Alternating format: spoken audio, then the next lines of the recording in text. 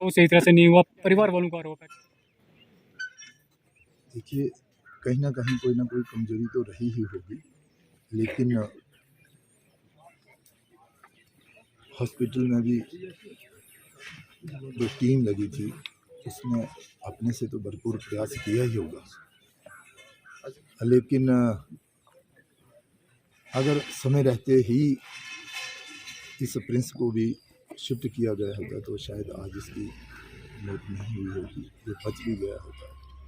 लेकिन जो डॉक्टर इलाज कर रहे थे, उन्हें ये विश्वास था कि हम इसको बचा लेंगे, हमने इसे बचा लिया है, ऑपरेशन कामयाब कर लिया है।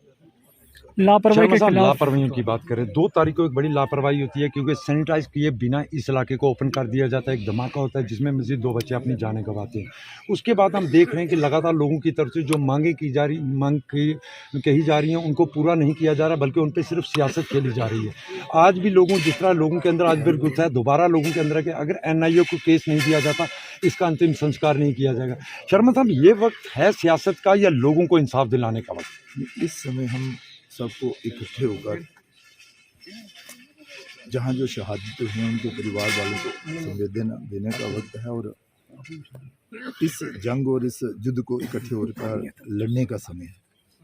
रही जो नाराज़गी आपकी, आप कह रहे हैं कि भी लोगों में निराशा है, ये बिल्कुल सही है। लोगों में निराशा तो होगी ही। जिनके घर से एक व्यक्ति चला जाता है, यहाँ तो शीशे साथ साथ एक ही परिवार से लोग जो हैं उनकी शहादतें हुई है, लोगों में रोष है और स्वाभाविक भी है। MP साहब, LG साहब ने यहाँ आश्वासन दिया था कि इलाज में कोई कमी नहीं होगी, फिर उनके आश्वासन के बाद भी क्यों कमी हुई इलाज में? नहीं, प्रशासन की तरफ से कहीं कोई कमी नहीं रही, लेकिन जो लोग इलाज कर रहे थे उन्होंने भी कहा कि हमने भी भरपूर प्रयास किया है, लेकिन नहीं बचा सके। सर, आज जब उनका पोस्टमार्टम होता है तो उनके अंदर से एक बुलेट जो है वो उनके अंदर से निकलता है। बुलेट निकलता है। इस विषय पर तो मुझे ज़्यादा जानकारी नहीं है, लेकिन अगर बुलेट शरीर के अंदर था तो उसकी जानकारी जो है वो रहनी चाहिए थी डॉक्टरों को भी। तुरंत क्या कार्रवाई होगी, क्या आश्वासन देंगे? समय रहते उसको निकाल भी लेना चाहिए। शर्मा साहब, अब लोगों की तरफ से ये कहा जा रहा है कि जब तक NIA को केस दे के रिटर्न में नहीं दिया जाएगा, इसका अंतिम संस्कार नहीं किया जाएगा, क्योंकि ये गांव एक ऐसा गांव है जहां हर रोज़ इस तरह की अब खबरें आनी शुरू हुई। 1 तारीख के बाद ये 7वां बच्चा है जिसने जान गंवाई है। ये इसलिए आ रहा है कि लोगों में एक रोष है, लोगों को लगता है कि भाई शायद अभी तक उसकी डेथ हो गई, जबकि वो पिछले 3 दिनों से हमें ऐसा लग रहा है कि उनकी प्रेस कॉन्फ्रेंस को देखते हुए कि वो डेथ उसकी 3 दिन पहले ही हो गई थी। बड़ा दुखित कि जो 4 तो मिलिटेंटों ने हमारे जो बंदे जो है मरे थे उनके हाथों में, लेकिन जो 3 जो बच्चे मरे हैं, एक विहान, एक समीक्षा और एक प्रिंस, इसकी रिस्पॉन्सिबिलिटी जो है फिक्स की जाए। जो लोग भी इसमें शामिल हैं, कसूरवार हैं। ID ब्लास्ट होती है, रात को 7 बजे यहाँ पर इंसिडेंट होता है और सुबह 10:05 पर यहाँ पे ID ब्लास्ट होता है और उस ब्लास्ट में हमारे 2 बच्चे जो है उसी टाइम जो है उनकी डेथ हो जाती है और बाकी जो है वो भी इंजर्ड हैं। हो सकता है कि सुनने में आया तो वो भी क्रिटिकल कंडीशन में है। जो हमारे प्रिंस थे, ये 3 दिन राजौरी में यहाँ रहे हैं। मैं यहाँ की प्रशासन से पूछना चाहता हूँ कि वो अगर वो यहाँ पे स्टेबल नहीं थे तो उस समय आपने यहाँ को रेफ़र क्यों नहीं किया?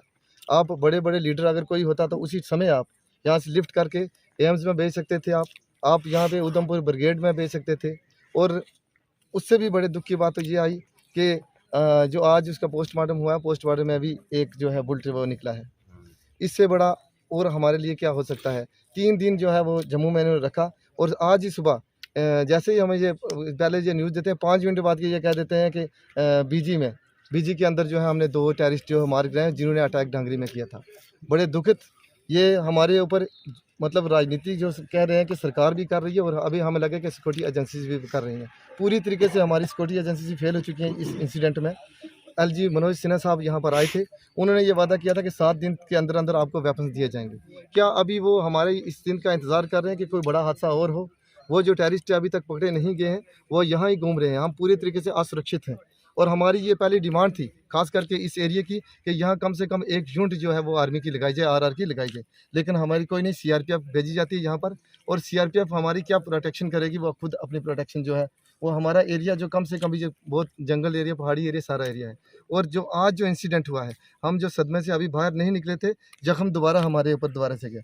और दूसरा कि राजौरी डिस्ट्रिक्ट के अंदर जितने भी हमारे पेशेंट हैं इमीडिएटली उनको यहाँ से रेफ़र किया जाए और जो ऊपर जो आलाज जो है एम्स में भेजा जाए। जो बाकी जो भी हमें ना यकीन जो जीएमसी जम्मू पर है और ना ही जीएमसी राजौरी। मेरी अपील रहेगी देश के गृह मंत्री साहब से, क्योंकि एलजी साहब से अब हम जो है बाहर हो गया केस।